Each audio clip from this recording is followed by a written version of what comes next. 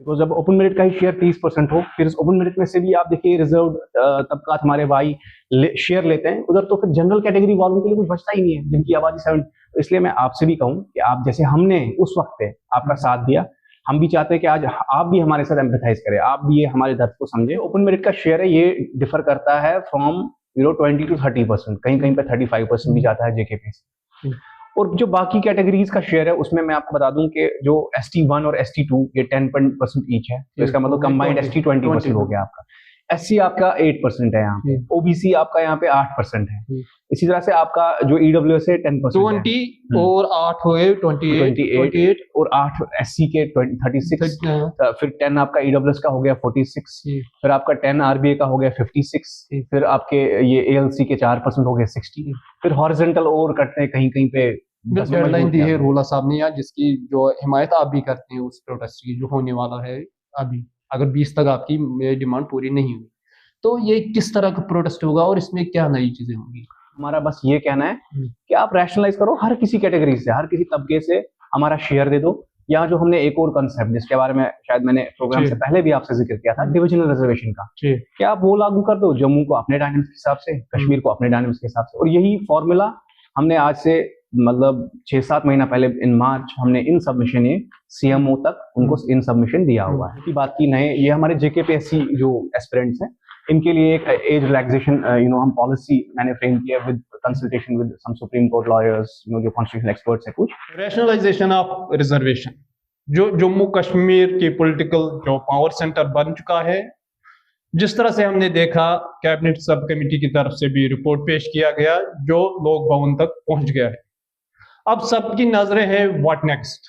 इस वक्त हमारे साथ मौजूद है मीर मुजीब जो जनरल कैटेगरी के जो रिप्रेजेंटेटिव है। इसी पे Mir Mujeeb, thanks for joining with us. आप हमें बताइए, जिस तरह से सबके जहन में ये है कि अब क्या होगा, तो क्या इसके लिए तैयारियां और क्या अभी तक आपकी जानकारी इसमें? देखिए, जहाँ तक जो रैशनलाइजेशन रिजर्वेशन के लिए हमने जो ये बात छेड़ी थी, मतलब एक बहुत बड़ी लंबी फाइट रही है एवर सिंस लास्ट ईयर, जब से policy I on 15th of March 2024। तो उसके बाद हमने धीरे धीरे करके मोबिलाइजेशन स्टार्ट किया, सोशल मीडिया पे लोगों को अवेयर किया, मतलब काफी सारी स्पेसेस की, through tweets, through various media interactions, podcasts. तो इसमें मतलब सैकड़ों चीजें मतलब मिंगल करके we try to create awareness among the general category population. क्योंकि एक मैक्सिम होता है, जैसे कि इवन मैं एक छोटी सी एग्जांपल दूंगा। एक ग्रामसी एक होते हैं स्कॉलर पॉलिटिकल साइंस, वो कहते हैं कि पहले आप वॉर ऑफ पोजीशन करो फिर आप वॉर ऑफ मनोवर करो। आप पहले war of position in the sense कि आप तैयार करो पहले मासेस को, एक अगर अच्छा मुद्दा है जो मासेस से रिलेटेड मुद्दा है उसके लिए आप पहले वो डेवलप करो। तो हमने उस तरीके से डेवलप किया और आज जो कंटेम्प्रेरी हालात ये है कि अभी जो 10% की बातें हो रही है, that's we consider it kind of an achievement, although it is incomplete। ये अभी पूरी कंप्लीशन नहीं है जो हमारी डिमांड थी, क्योंकि हमारा जो कहना है कि आप अक्रॉस द बोर्ड रैशनलाइजेशन कीजिए और उसी की तरफ हम अभी भी हमारी लड़ाई जारी है। बिल्कुल, जिस तरह से हम देख रहे हैं, जिस तरह से परसेप्शन है, क्योंकि ये ऑफिशियली अभी अनाउंस नहीं हुआ इस चीज की रिपोर्ट में किस तरह से क्या क्या चीजें लिखी गई और किस तरह से इसकी रैशनलाइजेशन की जाएगी, लेकिन जिस तरह से अमूमन जो आवाम में भी आवाज है कि RBA से शायद या EWS से कुछ जो है परसेंटेज कम करके ओपन मेरिट को दी जाएगी। क्या आपको लग रहा है कि इस तरीके से जो है चीजें बेहतर हो जाएंगी? देखिए, जैसे कि मैंने कहा कि ये एक स्टार्ट है, but unfortunately it's not the complete. अब ये जो हम रैशनलाइजेशन जो हमने कही थी उसका मतलब ये था कि अगर यहाँ पे 7-8 कैटेगरियां हैं, मैं गिनवा दूं आपको, RBA है, यहाँ पे EWS है, यहाँ पे ST1। पहले ये भी जानना चाहूंगा क्योंकि बहुत सारे के अंदर ये कंफ्यूजन है कि इसकी जो है स्प्लिट किस तरह से रिजर्वेशन की गई है। बिल्कुल, मैं आपके मतलब व्यूअर्स की इन्फॉर्मेशन के लिए और आपके इन्फॉर्मेशन के लिए पूरा इसको क्लियर कर देता हूँ। एज ऑफ टुडे देखिए क्या सिस्टम है, from JKSSB to JKPSC to medical, जो हमारा ये है मेडिकल इंजीनियरिंग के एग्जाम्स है, इसमें जो ओपन मेरिट का शेयर है ये डिफर करता है फ्रॉम 20 to 30%, कहीं कहीं पे 35% भी जाता है JKPSC। और जो बाकी कैटेगरीज का शेयर है उसमें मैं आपको बता दूं कि जो ST1 और ST2 ये 10% ईच है, तो इसका मतलब कंबाइंड ST 20% हो गया आपका। SC आपका 8% है यहाँ पे, OBC आपका यहाँ पे 8% है। इसी तरह से आपका जो EWS है 10% 20 और 8 हुए 28 और 8 SC के 36, फिर 10 आपका EWS का हो गया 46, फिर आपका 10 RBA का हो गया 56, फिर आपके ये ALC के 4% हो गए 60, फिर हॉरिजॉन्टल और कटते हैं कहीं कहीं पे बिल्कुल 10% यहाँ पे करता है, अब ये कहीं-कहीं चीज पे। है जो आरबीए हाँ। ईडब्ल्यूएस वो तकरीबन हर जगह है। वो जम्मू में, कश्मीर में है, या हम पीर पंचायत की बात करें, सही चनाब बात वैली है। की बात, हर जगह है। हम्म, अब जो है बाकी वो बोल रहे हैं जो जिनसे मतलब हम बात कर रहे हैं, या किसी रिजर्व कैटेगरी के बंदे से पूछते हैं, उनका यही कहना है कि जो है हम तो 36 पे ही रुके हुए हैं, हम कहाँ, मतलब ये है, ये जो है आरबीआई ईडब्ल्यूएस ये तो हर जगह है। तो इस पे जो उनकी वजहत है वो तो इस तरह से उस चीज को देखते हैं। और जिस तरह से आप कह रहे हो कि आपकी पॉपुलेशन जो है ओपन जनरल कैटेगरी की 70% है और 30% जो है रिजर्व, वहीं पे आपको लग रहा है ना शायद जो बिल्कुल। आपके साथ नाइंसाफी हो। 100% देखिए, इस चीज को आप कैसे? बिल्कुल देखिए, जब हम हवाला देते हैं, हम कोई मतलब ऐसे फैक्ट्स नहीं देते हैं जो किसी एनजीओ ने सर्वे किया हो या वो खुद से कुक्ड अप फैक्ट्स हो। हम जब हवाला देते हैं, हम देते हैं ऑफिशियल सेंसस का। मतलब 2011 का लास्ट ऑफिशियल सेंसस हुआ था, उसमें उन्होंने पूरा बाज़ाब्ता एक सर्वे जो किया था, मतलब जो गवर्नमेंट ऑफ इंडिया ने, उसमें उन्होंने देखा था कि खाली यहाँ पे जेएंडके में 30.5% यहाँ पे रिजर्व्ड आबादी है, ठीक। और जनरल कैटेगरी की जो आबादी है वो 69.5% है, ठीक। अब वो 70% पॉपुलेशन में नो डाउट हम मानते हैं कि इसमें ईडब्ल्यूएस भी थोड़े बहुत आते हैं, लेकिन अब उसमें ईडब्ल्यूएस का जो ये शेयर है, ये जो दिखाया जाता है कि जनरल पॉपुलेशन का है, आप अभी आरटीआई अप्लाई देखो, ये assembly on the floor of assembly, on the floor of house इसको प्रेजेंट किया गया है। खाली पिछले 5 सालों में खाली 25,000 सर्टिफिकेट्स बनी है। तो आप मुझे बताइए कि ये this is not even 0.01% of the जितना उनको शेयर मिला है, तो कैसे जस्टिफाइड है। और दूसरी बात, हमें किसी कैटेगरी के साथ कोई लड़ाई नहीं है, कोई झगड़ा नहीं है, हमारा बस ये कहना है कि आप रैशनलाइज करो, हर किसी कैटेगरी से, हर किसी तबके से हमारा शेयर दे दो। या जो हमने एक और कंसेप्ट जिसके बारे में शायद मैंने प्रोग्राम से पहले भी आपसे जिक्र किया था, डिविजनल रिजर्वेशन का, क्या आप वो लागू कर दो, जम्मू को अपने डायनेमिक्स के हिसाब से, कश्मीर को अपने डायनेमिक्स के हिसाब से। और यही फॉर्मूला हमने आज से मतलब 6-7 महीना पहले इन मार्च हमने इन सबमिशन सीएमओ तक उनको इन सबमिशन दिया हुआ है। तो आप वो तरीका अपनाइए। अगर हम ये इसकी बातें ईडब्ल्यूएस या ओपन, ये ईडब्ल्यूएस या आरबीआई एलसी की बात है, ये तो ऐसे लग रहा है जैसे कि ये जो है ज्यादा जो जहाँ पे जो पॉपुलेशन जनरल कैटेगरी की है वहाँ पे ज्यादा इनका जो है डोमिनेंस वहाँ पे भी इन चीजों की।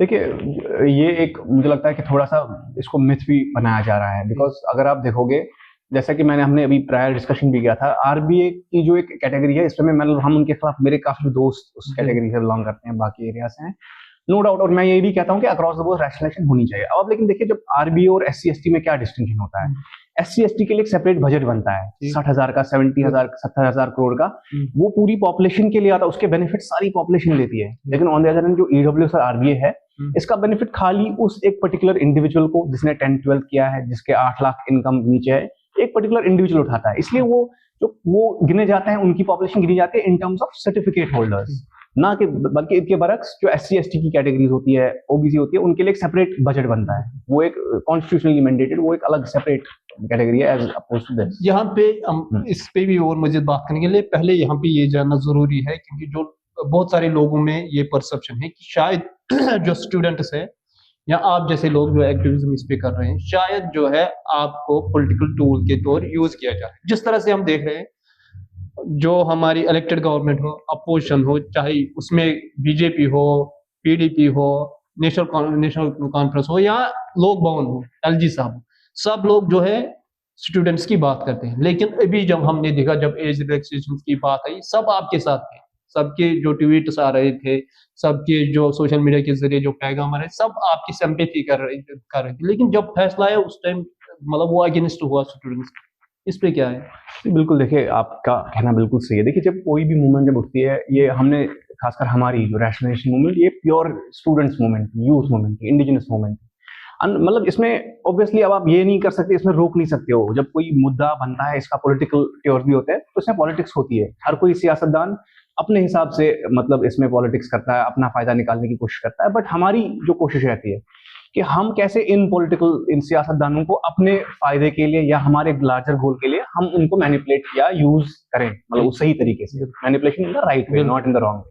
और दूसरी बात, जहां पे आपने कही कि एज रिलैक्सेशन और जेकेपीसी का मुद्दा, कि सबने हमारे फेवर में बोला, लेकिन एंड पे रिजल्ट हुआ। इसमें मैं बस एक बात कहना चाहता हूँ, ज्यादा मैं नहीं कहूंगा इसमें। आप देखिए, मैं आपको थोड़ा तारीख में लाना चाहता हूँ ब्रिटिश इंडिया के, ठीक है, कॉलोनियल इंडिया के। उसमें एक वाइसरॉय हुआ करते थे, लॉर्ड लिटन करके, ठीक है, लॉर्ड लिटन हुआ करते थे। तो उन्होंने एक यही पॉलिसी लाई कि वो सिविल सर्विसेज में उसकी एज घटा के उन्होंने खाली 23 साल कर दी थी, 23 से 21 लाई थी।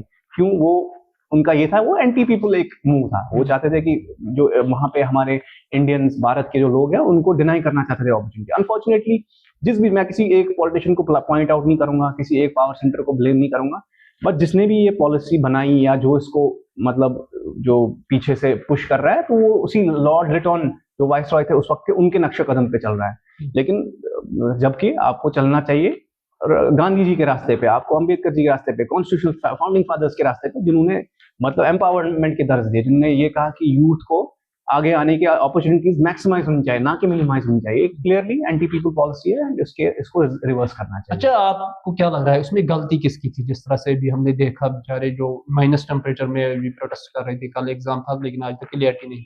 आपने जो सिनेरियो देखा, जो बताने की जरूरत नहीं, सबको पता है क्या ऐसी क्या चीजें हुई, फिर 2 दिसंबर का कहा गया, बाद से कही गई उसमें, तो आपको क्या लगा किसकी गलती है उसमें? देखिए, मैं बिल्कुल, because I was very privy to the उस मैटर के, मैंने इनफैक्ट खुद मतलब यहाँ पे कितने सारे मतलब यहाँ पे हमारे एमएलए हैं, मतलब एक सीएमओ तक मैंने वहाँ पे बात उठाई, वहाँ तक उन तक बात पहुँचाई। फिर चाहे वो एमपीज हो हमारे, मतलब एमपी सेंट्रल कश्मीर आगारुल्लाह साहब, उन तक बात पहुँचाई हमने, एमएलए पुलवामा वहीद पारा साहब, उन तक बात पहुँचाई।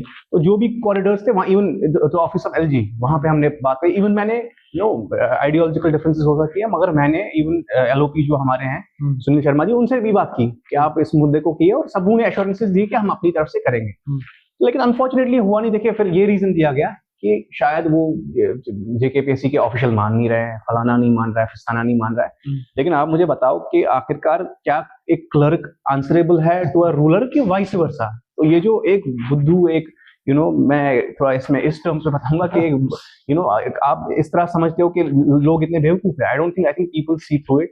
ये दोनों पावर सेंटर्स की तरफ से गलती हुई है। एक ने मतलब इसको डिले करके राइट टुवर्ड्स द एंड लिया, और दूसरे ने फिर उसको एम्पैथेटिक, ऑल्दो उन्होंने एम्पैथी दिखाई, बट उनको फिर उस वक्त ये देखना चाहिए था कि हम भी सर्दी में खड़ा था। मैं खुद आया उस दिन, आपको अगर सोशल मीडिया काफी वायरल हुए थे ट्वीट्स वगैरह, मैंने मैराथन ट्रैवल की फ्रॉम दिल्ली टू श्रीनगर। मैं यहाँ पे रुका भी, महाराजा जो पार्क है यहाँ पे, उधर मैंने गया मैं रात के 1 बजे।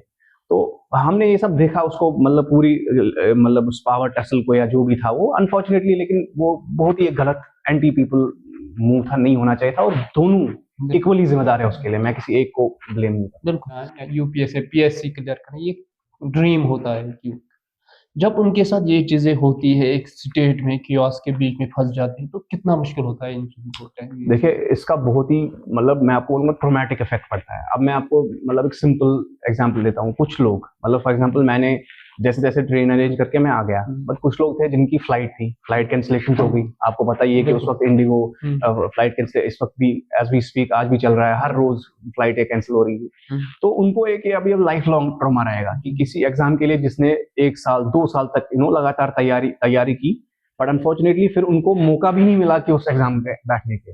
कई तो मतलब सालों से 3-4 साल 5 साल से लगे हुए।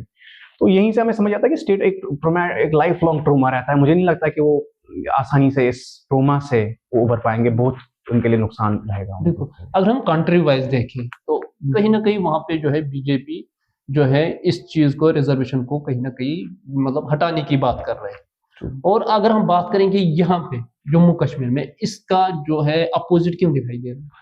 देखिए, ये अनफॉर्चुनेट सियासत, शायद मुझे लगता है कि उनके लीडर्स को, उनको यहाँ की डेमोग्राफिक्स, यहाँ की जो पॉपुलेशन डायनेमिक्स का शायद पूरा अंदाजा नहीं है। मैं फिर से इस बात को दोहराता हूँ कि आज भी as of now as speak यहाँ पे एक मेजोरिटी पॉपुलेशन जो है वो जनरल कैटेगरी, चाहे फिर वो हमारे जम्मू रीजन में हो या कश्मीर रीजन में, दोनों यहाँ पे अर्बन जो सीट्स हैं, चाहे वो उधमपुर की हो, जम्मू की हो, अर्बन कठुआ की हो, वो जनरल कैटेगरी की है। मतलब 29 में से आपको 20-21 सीटें जनरल कैटेगरी पॉपुलेशन ने दी है।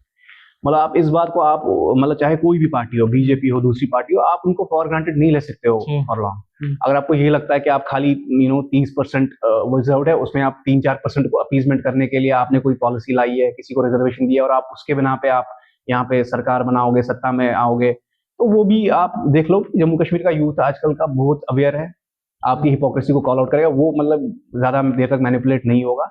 आपको उसके जो जज्बात है, उसके एस्पिरेशंस है, उनका ख्याल रखना होगा। और उसमें मेजॉरिटी पॉपुलेशन हमारी जनरल कैटेगरी की है, फिर चाहे वो कश्मीरी रीजन हो या जम्मू रीजन। जिस तरह से हमने आपको देखा पहले से बिल जो आपने पेश की थी, इससे पहले इन बिल्स पे भी हम बात करेंगे, लेकिन उससे पहले स्ट्रगल की बात करेंगे, किस तरह से आप जैसे लोगों ने जिसने इस चीज़ को उठाया या लोगों के सामने ये चीज़ें रखी कि इस तरह से चीज़ें हो रही हैं, जी। कितना मुश्किलात इसमें हुए? जी, देखिए बहुत मुश्किल आती है। देखिए हमने इससे पहले जब मुझे अच्छे से याद है सबसे पहला जो हमने इसके खिलाफ डेमोंस्ट्रेशन या आपका ये प्रोटेस्ट या जो भी था वो, हमने उसके लिए बहुत जंतर-मंतर से हमने पहले ये बात स्टार्ट की और परमिशंस मिलना वहाँ पे कोई आसान बात नहीं है। मतलब जहाँ पे पुलिस प्रेज़ेंस होता है, थाउज़ेंड्स ऑफ पुलिस और आपके साथ मतलब हैंडफुल ऑफ पीपल मेरे ख्याल से 10-12 लोग थे। कुछ एक स्टूडेंट एसोसिएशन थी, उनके कुछ बंदे थे। तो बहुत मुश्किल था, वहाँ से हमने लड़ाई शुरू की, फिर हमने स्नोबॉल बिल्ड करके एक गुपकार में एक अच्छा सा डेमोंस्ट्रेशन किया आउटसाइड सीएम हाउस। वहाँ से हमने नेगोशिएशंस की सीएम के साथ, फिर हम उसके बाद सब कमिटी से मिले। फिर वो प्रोसेस तो एक वो बहुत ही प्रोट्रैक्टेड, बहुत ही ड्रेनिंग प्रोसेस होता है। बट क्योंकि ये हमारी यूथ की बात है, हमारे नौजवान की बात है, हमारे जनरेशंस की बात है, तो मुझे नहीं लगता कि मैं इसको देखता हूँ एज़ अ मतलब उस तरह की कोई बर्डन है, but I see it like as my duty, जितना मतलब मेरी तरफ से हो सकता है, इन द पर्सनल कैपेसिटी मैं करना अगर चाहूँगा हम इसमें सोसाइटी की बात करें, खास तौर पर हुँ। जम्मू कश्मीर की बात करें कि हाँ, अगर जम्मू में कुछ होता है तो कश्मीर पेन करता है। ये आप बताइए यहाँ पे एंटी रिज़र्वेशन के बारे में बोलना कितना मुश्किल है? क्योंकि सोसाइटी एक है, एक-दूसरे से मिलना होता है। तो क्या लग रहा है आपको कुछ इसमें मुश्किलात आती है या देखिए बहुत होता है, देखिए मेरे पर्सनल मैं खुद मतलब चूँकि इसमें एस्पिरेंट भी रहा हूँ, मैंने 2-3 इंटरव्यूज़ भी दिए हैं वगैरह-वगैरह, तो मेरे काफ़ी सारे फ्रेंड्स हैं जो अभी सर्विस में हैं, कुछ मतलब ऑफ़िसर्स भी हैं। उनके साथ ऑब्वियसली उनको ये बात लेकिन जो अब वो पढ़ा-लिखा होगा, वो एम्पैथाइज़ करता है कहीं न कहीं, उसको दिल में होता है कि हाँ, इनके साथ ज़्यादती हुई है और कई कई लोगों ने मेरे को बोला भी था, बोला भी है और बोलते भी हैं कि भई हाँ, आपके साथ गलत हुआ है, आपका अगर ये कॉज़ है तो वी फुल्ली सपोर्ट यू। मतलब मेरे दोस्त चाहे across the categories, SC category से है, एसटी कैटेगरी से है, आर्मी कैटेगरी से है, कहीं न कहीं उनमें वो एम्पैथी है कि हाँ, ये गलत हुआ है। ऑल्दो उसके बावजूद आपने कहा कि सोसाइटल कंस्ट्रेंट्स होती है, ये कोई आसान बात नहीं है, उसमें सब चीज़ों को मद्देनज़र रख के, बैलेंस करके नेविगेट करना जी, पड़ता है। जिस तरह से आपने पिछली बार प्रोटेस्ट किया था सीएम रेज़िडेंस के बाहर, उसका थोड़ा बैकग्राउंड जानना चाहेंगे। क्या वो प्लान था या किस तरह से वो आइडिया क्योंकि बहुत सारों ने उस पे सवालात भी ये खड़े किए कि सीएम रेज़िडेंस से अच्छा था कि ये गवर्नर ऑफिस के बाहर जाए। मतलब उसमें ये बैकग्राउंड क्या था? देखिए, बैकग्राउंड इसमें ये था देखिए, इसमें हम पे भी काफ़ी सारे लोगों ने ये सवाल हम तक पहुँचाया कि भई आप उधर क्यों गए, उधर क्यों नहीं गए? देखिए मसला ये था कि जिस गवर्नमेंट को हमने चुना था, एक कांसेप्ट ऑफ इलेक्टेड गवर्नमेंट है कि उसको कई यूथ ने बहुत ही मतलब बड़ी तादाद में मेजॉरिटी जो हमारी यूथ पॉपुलेशन है, स्पेशली जो कश्मीर डिवीज़न में या इवन पॉकेट्स में, उन्होंने इस मुद्दे पे वोट किया कि उनको रैशनलाइज़ेशन का मुद्दा जब वो मैनिफेस्टो में था, तो उनको ये प्रॉमिस था कि ये किया जाएगा, इसको बैलेंस करके इसको रैशनलाइज़ किया जाएगा रिज़र्वेशंस को। तो फिर उसी मतलब तनासुब में ये कहा गया था कि विदिन हम पहले महीने में ये हम मसला हल करेंगे। लेकिन फिर जब वो नहीं हुआ और जब रिज़र्वेशन की मूवमेंट भी पकड़ रही थी, तो उस वक़्त जो हमारे एमपी साहब थे सेंट्रल कश्मीर के, जो काफ़ी सपोर्टिव रहे हैं हमारे, उनका एक कंसिस्टेंट स्टैंड रहा है, जिसकी वजह से मैं उनको काफ़ी एडमायर भी करता हूँ बिकॉज़ ऑफ स्टैंड। तो उन्होंने एक डेडलाइन दी कि 23 दिसंबर तक आप इसको मसला हल करो। तो अगर आप करते हो वेल एंड गुड, अगर नहीं करते हो फिर हमारे पास कोई ऑप्शन नहीं रहेगा but to come in out on streets. तो फिर ये किस ये तरह कॉन्टेक्स्ट था, इसमें कोई प्लान नहीं था, ये बहुत मतलब अगर आप मैं आपको इस तरह बता दूं, उस 23 दिसंबर से पहले एक दिन पहले उन्होंने ये मतलब ट्वीट किया कि कल इस तरह हम करेंगे। ये तब तक ऐसा भी नहीं था, उन्होंने कहीं दी थी डेडलाइन, बट ये श्योरिटी नहीं थी कि कल प्रोटेस्ट होगा। मैं खुद यहाँ से जम्मू से मतलब even though I was not feeling well at the time, मैं खुद यहाँ से जम्मू से गया हूँ Srinagar to participate in that event. तो ये कोई प्लान नहीं था, it was very unplanned, very sudden, very simultaneous, लेकिन सिंक्रोनस, लेकिन था क्यों? बिकॉज़ हमारी डिमांड्स तक फुलफिल नहीं जो की अब गई। हमें डेडलाइन मजबूर दी किया है गया। रोला साहब ने या जिसकी जो हिमायत आप भी करते हैं उस प्रोटेस्ट की जो होने वाला है अभी, अगर 20 तक आपकी ये डिमांड पूरी नहीं हुई, तो ये किस तरह का प्रोटेस्ट होगा और इसमें क्या नई चीज़ें होंगी? देखिए वो एमपी साहब ने यही कहा है कि वी विल अगर हम इसको प्रोटेस्ट भी नहीं बोलते हैं, इसको एक सिट इन या जो भी ठीक है। तरीका की मीट अप करके हम कांग्रेगेशन करके अपनी बात रेज़ करेंगे। और हमने यही कहा है कि आप इसको रैशनलाइज़ कीजिए, अगर आप ये करते हो प्लेस भी वही होगी, लोकेशन वही होगी। वो कुछ वैसा कभी डिसाइड नहीं हुआ है फुली, बट ब्रॉडली क्या होगा किसी ना किसी जगह हम अगर मतलब परमिशन, लीगल परमिशन, पूरा कॉन्स्टिट्यूशनल बाउंड लेके, लीगल परमिशंस लेके, सारी चीजें फॉर्मेलिटीज कंप्लीट करके, हमारा ये है कि अगर नहीं होता है तो हमारी और कौन सी चॉइस बचती है? कोई देखिए पढ़ा लिखा बच्चा, हाईली क्वालिफाइड यूथ हमारा, वो स्ट्रीट्स पे आना नहीं चाहता है ना। अभी जेकेपीसी में जो यहाँ पे आपने देखा हंगर स्ट्राइक हुई, रात को रोड बैठे, उनको भी कोई, उनका बेचारों का कल उनका अगले दिन एग्जाम था, उनकी भी कोई मजबूरी नहीं थी कि वो रात को बैठे। लेकिन अगर आप नहीं सुनेंगे यूथ की आवाज को, उनके एस्पिरेशंस को रेस्पेक्ट नहीं करेंगे, तो उनके पास चॉइस क्या है? फिर तो वो वही है कि अपनी बात पीसफुली, कॉन्स्टिट्यूशनली वो स्ट्रीट्स पे ही कहेंगे। ना इसमें एक चीज जानना जरूरी है, जिस हम्म। तरह से पिछली बार प्रोटेस्ट किया आपने, उस पर भी फिर सवालात खड़े हुए, क्योंकि अगर हम रिजर्वेशन का इशू देखें और 2024 के इलेक्शन याद आते हैं, वही साहब जिसने ट्वीट किया था उस टाइम, फिर पार्टी ने उससे अलाइन किया कि ये उनका खुद का स्टैंड होगा और मेरा नहीं, लेकिन आज वही पार्टी उनको बैकिंग कर रही है। इसलिए मेरा ये सवाल है कि इस प्रोटेस्ट का ब्लूप्रिंट क्या होगा? क्या खाली जो वहाँ पे जो ये पॉलिटिशियन आते हैं, चाहे वहीद साहब की बात करें, रोला साहब की बात करें, या दीगर जितने भी पॉलिटिकल लीडर्स वहाँ पे आते हैं, क्या वो अपने आप को रिलेवेंस में रखने के लिए वहाँ आते हैं, या कोई ब्लूप्रिंट है इसका कि प्रोटेस्ट इतने दिन होगा, इस तरीके का होगा, या इसमें क्या चीजें आएंगी, मतलब वे फॉरवर्ड क्या होगा, किससे बात करनी है? बिल्कुल, देखिए जहाँ तक आप वो बात कर रहे हो, हमने टू बी वेरी ऑनेस्ट हमने वो अभी डिस्कस नहीं किया है कि क्या ब्लूप्रिंट, लेकिन क्योंकि लास्ट टाइम हमने विद इन एक दिन हमने किया था वो मोबिलाइज, जिस तरीके से जो भी strategic planning we have the youth numbers, वो रेडी होते हैं एट एनी पॉइंट, मतलब ऑब्वियसली सारे अफेक्टेड हैं अभी बाय एग्जाम्स, तो वो हमने वो नहीं किया। लेकिन हाँ, मैं एक बात जरूर कहूंगा आपके इस मीडियम से या आपके, कि हमारे साथ वही लोग रहेंगे जिनका एक कंसिस्टेंट स्टैंड रहा हो, जिन्होंने जो बात पहले कही हो वही आज भी कह रहे हैं और वो आगे भी कहते रहेंगे, जिनका कंसिस्टेंसी रही हो स्टैंड में। हमारे साथ वो लोग नहीं, इसमें काफी सारे और भी लोग अब घुसना चाहते हैं just for relevance, just for politics. We don't take them in our ranks, मतलब ये मैं बात बिल्कुल क्लियर कर दूं आपके मीडियम से। वही लोग जिन्होंने कंसिस्टेंटली हमें सपोर्ट किया है वो हमारे साथ आ सकते हैं, ज्वाइन कर सकते हैं, जहाँ पे भी हमें जाना हो लेके जाए। बिल्कुल, जिस तरह से आप हमने भी बात की थी जो बिल को लेकर, जिस तरह से पिछली बार आपने बिल लाई थी, अब जो है फिर से असेंबली सेशन होने वाला, उसमें क्या चीजें रहेंगी अगर आज ये चीजें नहीं होगी, और किस तरह की, जिस तरह से आप बोल रहे थे कि इसमें भी हम एक बिल प्रोड्यूस करेंगे, बिल्कुल, क्या बिल्कुल। किस तरह की बिल? देखिए लास्ट टाइम यही जम्मू में ही मैंने एक रिजर्वेशन अमेंडमेंट बिल एक प्रेस कॉन्फ्रेंस में मतलब की थी, जो कि टेक फॉरवर्ड भी की थी असेंबली पे, और जो कि एक विजन डॉक्यूमेंट बना था, और जिसकी तर्ज पे काफी एक गवर्नमेंट को भी आइडिया मिला था कि किस फ्रंटियर्स पे रैशनलाइजेशन करनी है। और इतना ही नहीं, हमने मतलब इन सबमिशन मैंने खुद मतलब सीएमओ तक खुद चीफ मिनिस्टर के खुद बज़ाहिर गुप्कार में उनके हाथों में ये ड्राफ्ट्स दिए हैं, और एक विजन, एक उनको सोल्यूशन दिखाने के लिए। बिकॉज देखिए क्या होता है कि हम, ये आसान होता है कि कोई बात चलाना कि भाई ये मसला हल करो, वो मसला हल करो, लेकिन हम एक यूनिक, मुझे लगता है ये इसलिए भी मूवमेंट है हमारी, एक स्पेक्टेकुलर यूथ मूवमेंट इसलिए भी है बिकॉज हमने साथ ही साथ सोल्यूशन भी प्रोवाइड किया। हमने खाली वो नहीं था कि प्रॉब्लमेटिक कुछ किया।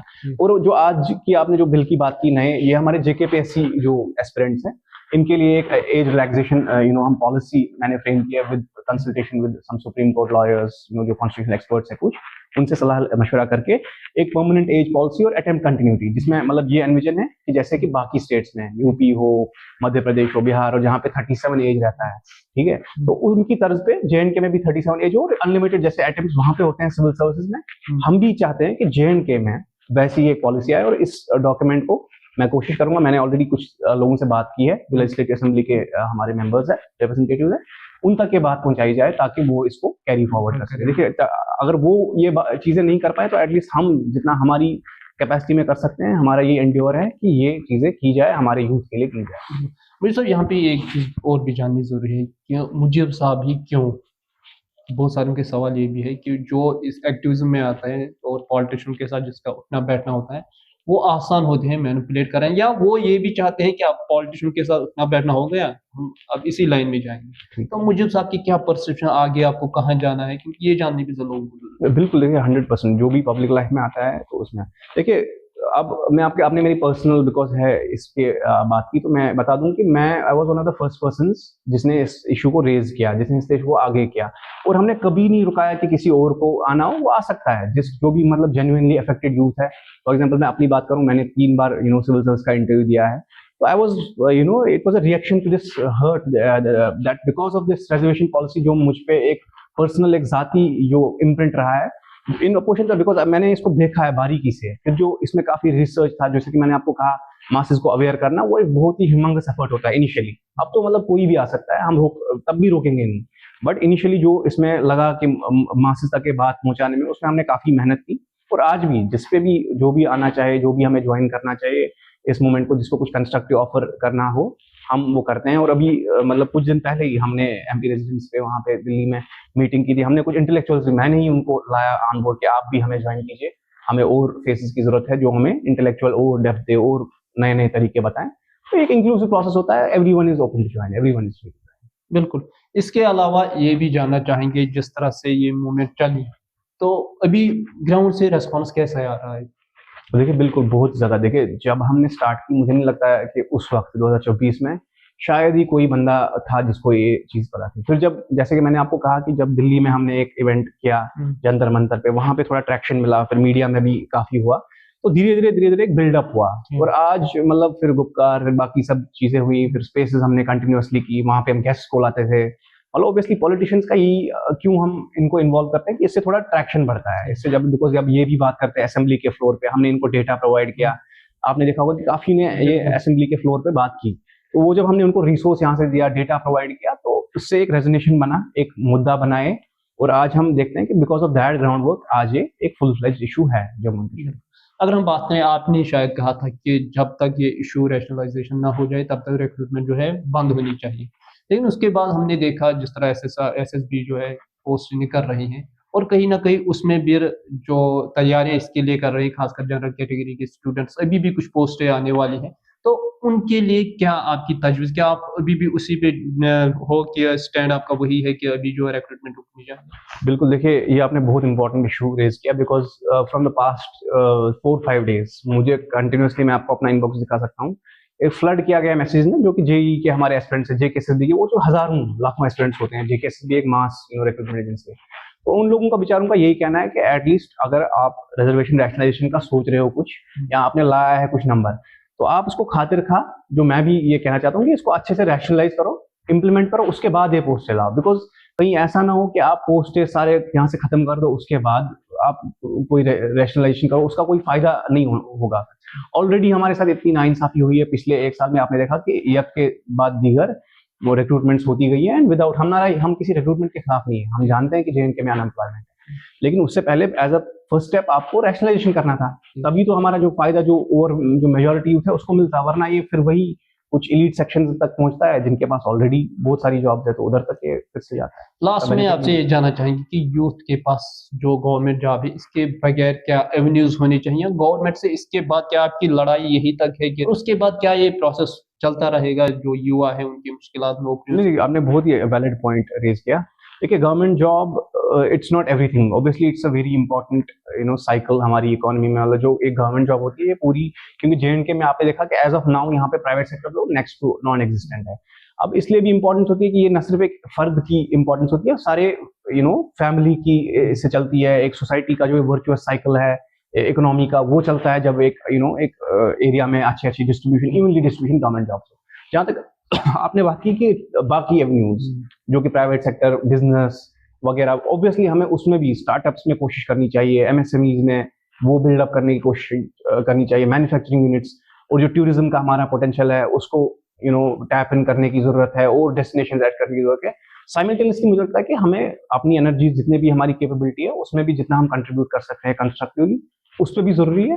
बट फिलहाल क्योंकि हमारा ये रैशनलाइजेशन का चल रहा है, लेट्स होप कि वंस दिस इज डन हम अपनी एनर्जीज को पॉजिटिवली यूथ की बेनिफिट के लिए उन सब सेक्टर्स में, प्राइवेट सेक्टर्स में भी इन्वेस्ट कर सकते हैं। अच्छा, एक की नोट आपसे लेना चाहेंगे, जिस तरह से सोसाइटी में ये चीजें ऐसे फैल रही है कि जैसी चीजें कम्युनलाइज हो रही है, जैसे उनका हक खाया जाए या वो कह रहे हैं कि हमारा हक खाया जाए, इसके लिए एक पॉजिटिव कोई नोट 2-3 वर्ड्स? बिल्कुल, देखिए 100% मैं यही कहूंगा कि देखिए सबसे पहले तो डेटा एक सिंपल आपके पास रखता हूँ कि ये जो सारा जितना भी शेयर था, जितने भी दिया गया है, ये आपको जनरल कैटेगरी से ही, बिकॉज अगर आप 2004 में आपको वापस ले लूँ जो Jammu and Kashmir reservation act था, ठीक है, वहां पे हमारा 78% तो जनरल कैटेगरी का ही शेयर था। फिर इसी में से उन्होंने दिया सबको को एम्पावर करने के लिए, ठीक है, कुछ बिच देते, और हमने कभी नहीं, आज तक हमने कभी किसी को ऑब्जेक्ट नहीं किया। लेकिन अब आप देखो, अब ये ज्यादती तब हो रही है जब आप बिल्कुल आपकी जो अपनी एग्जिस्टेंस, जो आपका शेयर था उसमें से दे रहे थे बाकियों को, अब वो नेक्स्ट टू निल हो गया है, नॉन एग्जिस्टेंट हो गया है। बिकॉज जब ओपन मेरिट का ही शेयर 30% हो, फिर ओपन मेरिट में से भी आप देखिए रिजर्व तबका हमारे भाई शेयर लेते हैं उधर, तो फिर जनरल कैटेगरी वालों के लिए कुछ बचता ही नहीं है जिनकी आबादी 7। इसलिए मैं आपसे भी कहूँ कि आप जैसे हमने उस वक्त पे आपका साथ दिया, हम भी चाहते हैं कि आज आप भी हमारे साथ एम्पैथाइज करें, आप भी ये हमारे दर्द को समझे। ठीक है, हम आपके रिजर्वेशन के इस जो आपको दिया गया है सेक्शन, उसके खिलाफ नहीं कि हम ये नहीं कह रहे हैं कि आपसे ये छीन ले, आपका हक छीन ले, बट जो परसेंटेजेस हैं उस पर आपको भी मतलब हमारा साथ देना चाहिए, जितने कोऑपरेशन करनी चाहिए, ताकि एक बहुत ही एम्बियंस के साथ ये मसला हल हो या जिस तरह से आपने कहा कि जो सोल्यूशन है मिडिल सोल्यूशन इसमें निकला, जिस तरह से आपने की डिविजनल जो बेस पे रिक्रूटमेंट हो या डिस्ट्रिक्ट वाइज जिस तरह से हो जाए, बहुत सारी बिल्कुल। चीजें जो इसमें हो सकती है बिल्कुल। गवर्नमेंट को प्रोसेस करें। बहुत बहुत बिल्कुल। शुक्रिया जुड़ने के बहुत लिए। शुक्रिया सर। ये थे हमारे साथ मीर मुजीब जो जनरल कैटेगरी का रिप्रेजेंटेटिव है। आपकी क्या राय होगी, आप जरूर अपनी राय कमेंट बॉक्स में बताएं।